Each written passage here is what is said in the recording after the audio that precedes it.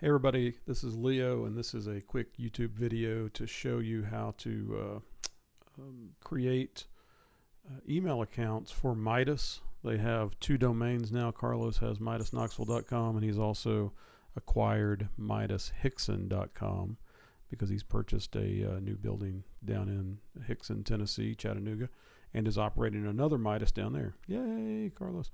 All right, so here we're going to log in as Carlos because he is the admin for the Google accounts, Google Apps, and this is a Google Apps legacy account, which means it's been grandfathered in so that it has free emails, a bunch of free emails, and he doesn't have to pay for those accounts, which is why we wanted to do it this way. As we purchased the domain over at GoDaddy, kind of cheap for the year, annual spend, and then we added it here under the admin section.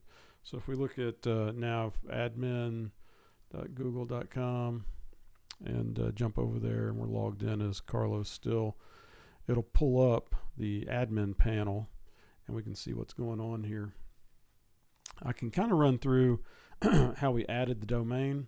The normal way you would do that. So we've purchased the domain over at GoDaddy. We go into more controls here, domains, add remove a domain. We can only add domain aliases with this free legacy account. It's kind of stuck there. But we had purchased this. We attached it here whenever we added it. And then I went over to GoDaddy.com and typed in all of the information that it needed so that we could use MidasHickson.com, mainly just changing a bunch of MX records so that all the mail traffic gets directed over to Google. Now, the way a alias works, a domain alias, is when you still just create accounts here at MidasKnoxville.com. So we can go back and look at the user accounts. All of these are MidasKnoxville.com accounts, all of these. But every one of them also has an alias that is their Midas Hickson. So MidasHickson.com also goes here. So Carlos's email is cda@MidasKnoxville.com, but MidasHickson.com also goes to Carlos. I also added a few other aliases here just so if somebody sends it to Carlos at Midas or boss at Midas, and either Midas Knoxville or Midas Hickson will work. Now, something we have to do though is set it up so that you can send as either one. So the way you do that is you actually have to do that under the individual's email account. So we'll have to go back to Gmail, and under this we'll click on settings.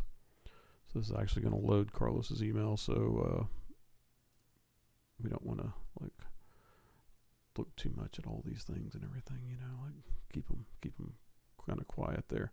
Might have to blank this out or something.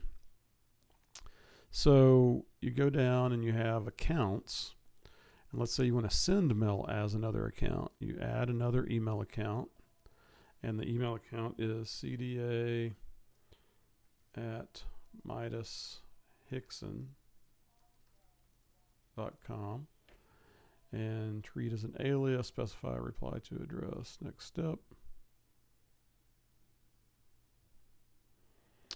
Now, Carlos can send as cda@MidasHickson.com if he wants to. And that's all we had to do. So now let's go back and compose a message, and we can pick here and say we're going to send as Hickson.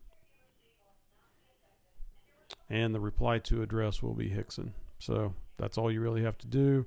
It is going to be an extra step for employees that are in the Hickson plant, because they're going, well, actually, if we make this the default for them, then it would not pull this one up first. It would pull this one up first. So if you make this the default, now if you compose a message, it's going to come up as Hickson, and they won't have to do anything. But we'll put Carlos back the other way. All right, so that's all you do. Good luck, and let me know if you have any questions.